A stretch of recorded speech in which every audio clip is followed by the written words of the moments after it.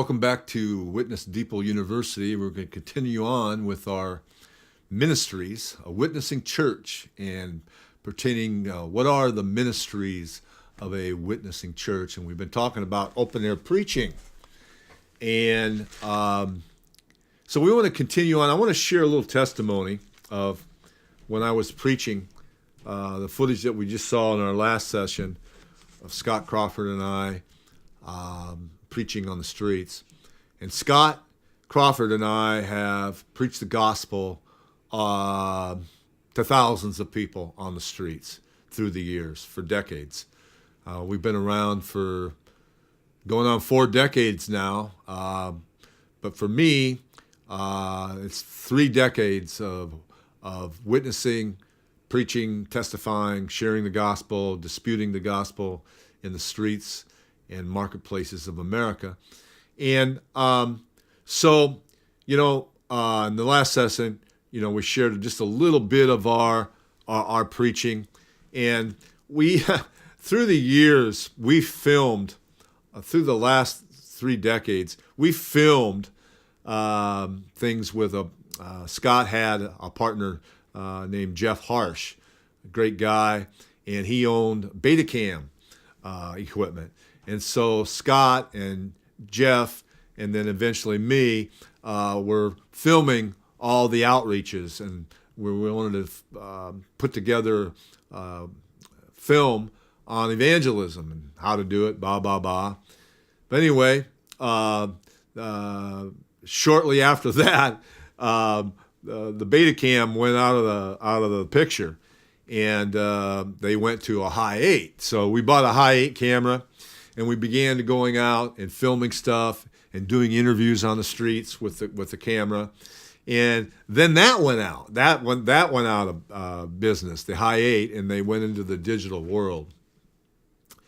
And so all that footage that we did breaks our hearts, but it's ruined. The high 8 stuff rotted, and so now, we're into the digital age, and the digital age. When I entered into the digital age, I got sick, and so was sick for 6 or 7 years, just really bad.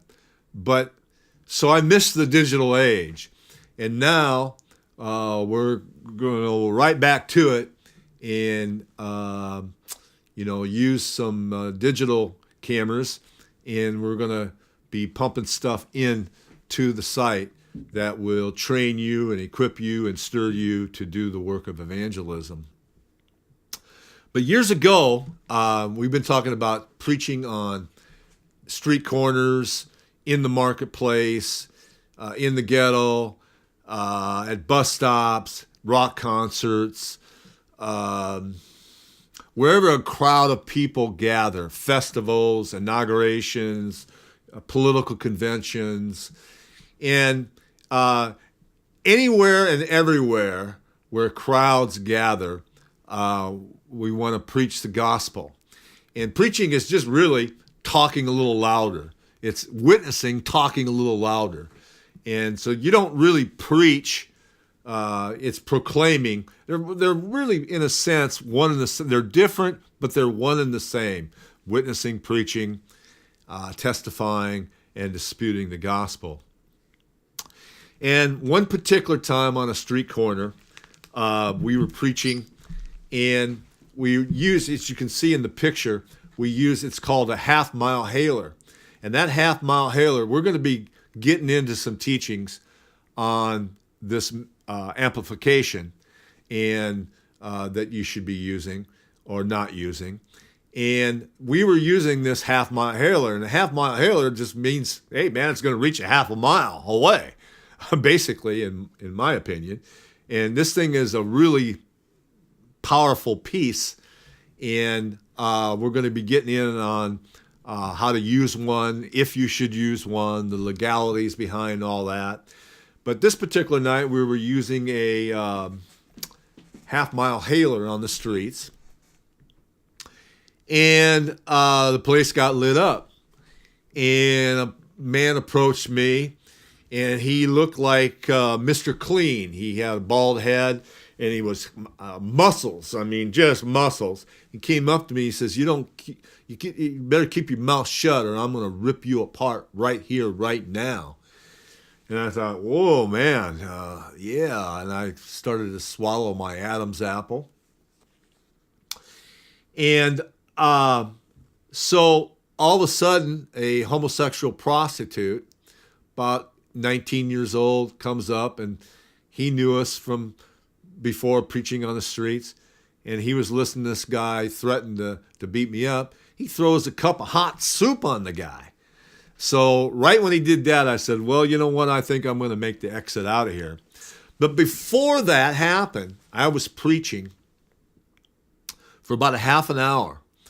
And so I'm going, wow. And what happened was two people came down out of an apartment, and they came down and started talking to our team, and they both received Jesus as their Lord and Savior. And eventually they came, and they actually came and lived with us. We took them into our homes. They were heroin addicts. They got saved.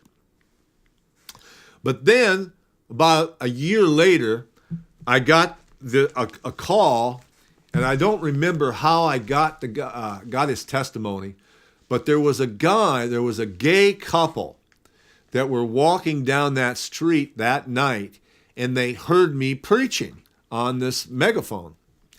And here's the testimony of what this guy said happened to him. When I was 5 years old, my parents split. The relationship with my new parents caused me to feel separated from God and friends. I always felt so unloved inside. My feelings were confused, and I believe I was becoming more alienated from God. I was drowning in sin, and no one could help me. At 17, in the Navy, I became so involved in homosexuality that when I got out, San Francisco was the place for me. I could practice gay rights freely here. To my dismay, I couldn't run from God. One night, I heard the gospel being preached on a megaphone on Polk Street. The Spirit of God heavily convicted me and my roommate. Late that night, when we were trying to have sex, nothing worked and we were shattered. The message had been one of love, not of hate. They said Jesus wants to help you become really whole inside. The lust, hate, dope, and emptiness could all be gone. We asked Jesus to help us, and he did. We were filled with real love and peace for the first time. If you are starving for love and acceptance, ask God to save you through Jesus Christ. He wants you. His mercy is continued for those who want him. Jesus took all my sins away.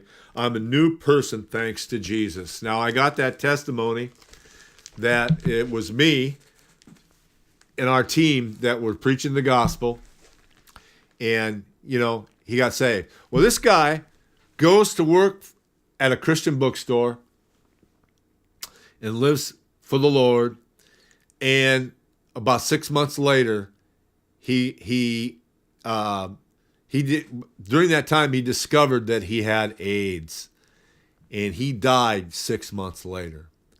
So what I'm saying is that God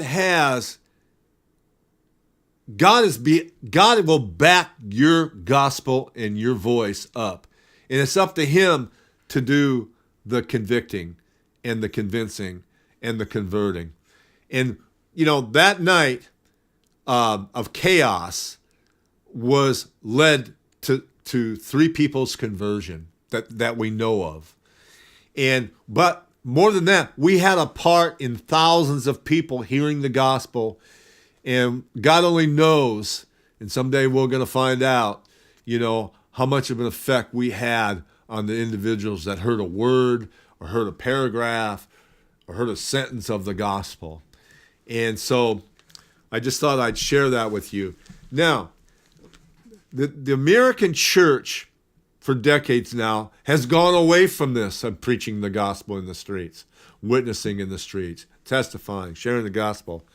And they've gone the direction of church growth. They want to get members and people to come to their church, and then they'll preach to them. They'll preach to sinners. But, what I'm saying is that's not our example. Our example is the Word of God and the scriptures in the book of Acts, how the church of Jerusalem did it. Now, I want to repeat some things that are very important. And most of these guys were pastors. Spurgeon, the Prince of Preachers, pastor of the Metropolitan Tabernacle in London, started out preaching in the streets and taught open-air preaching to his pastoral students, as Charles Spurgeon testified. Now listen to this, very interesting. And by the way, I got this information, and we're going to be talking about this guy from Reuben Israel, and who is a full-time open-air preacher.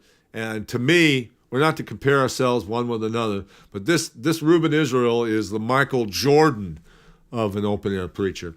And Spurgeon said, no sort of defense is needed for preaching out of doors, but it would need a very potent argument to prove that a man had done his duty who has never preached beyond the walls of his meeting house. A defense is required for services within buildings, then for worship outside of them. And it would be very easy to prove that revivals of religion have usually been accompanied, if not caused, by a considerable amount of preaching out of doors. Are you listening to what I'm saying, Pastor? Or in unusual places. Dwight Moody, one of his regular practices in the late 60s, and he was around in 1837 to 1899, was to exhort passers-by in the evenings from the steps of the courthouse. I thought, wow, I need to do that. I need to try that. That's a good place to go, right to the courthouse, right to the state house, on public property, and preach to the gospel there. Often these impromptu gatherings drew as many hecklers as supporters. Yes, this is what you got to get through your head. There are going to be hecklers. There's going to be revilers. There's going to be threats. There's going to be chaotic tumults that happen. And by the way, that story that I talked to you about on that corner, and this came back to me after that outreach where that guy was threatening me to beat me up, Mr. Clean.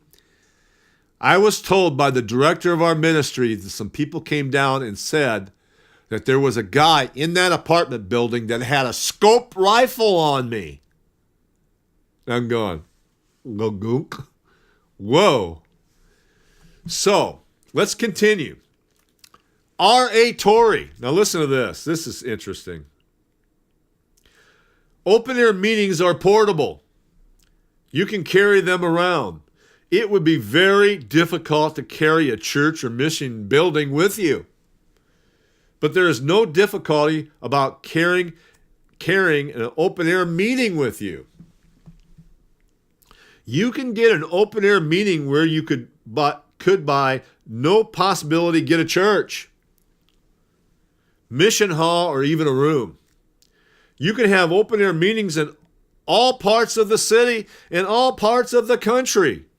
These are our forefathers, people that brought great awakenings and souls into the kingdom, birthed the American church. These guys are the awakeners. And they talking about that they preach the gospel in the open air. You can reach men in open-air meeting that you can't reach in any other way.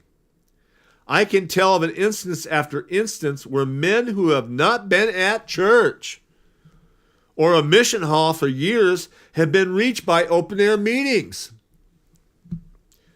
The persons I have known to be reached and converted through open-air meetings have included thieves, drunkards, gamblers, saloon keepers, abandoned women, murderers, lawyers, doctors, theatrical people, society people, in fact, pretty much every class of people.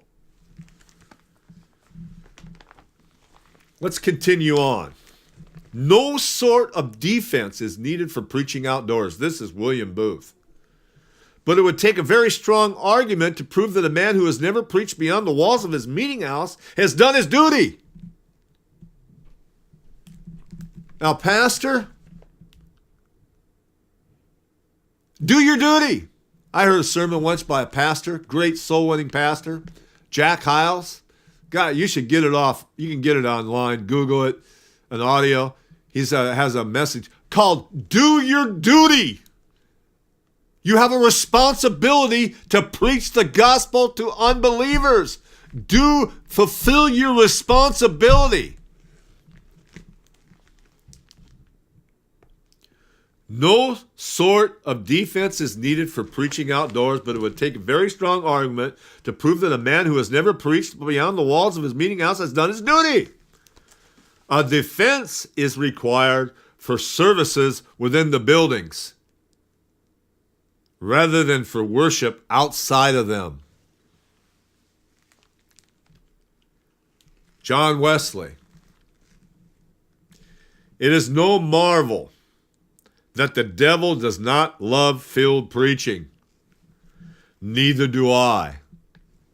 I love a commodious room, a soft cushion, a handsome pulpit. But where is my zeal if I do not trample all those underfoot in order to save one soul?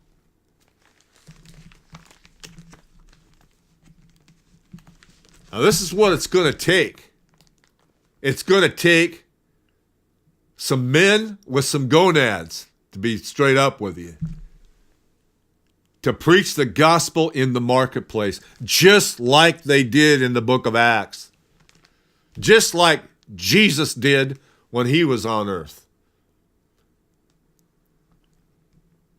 Enough of this preaching the gospel to 99.9% of believers on Sunday morning. It's time to get out of that box and take that gospel into your community. Now, there's a man by the name of Reuben Israel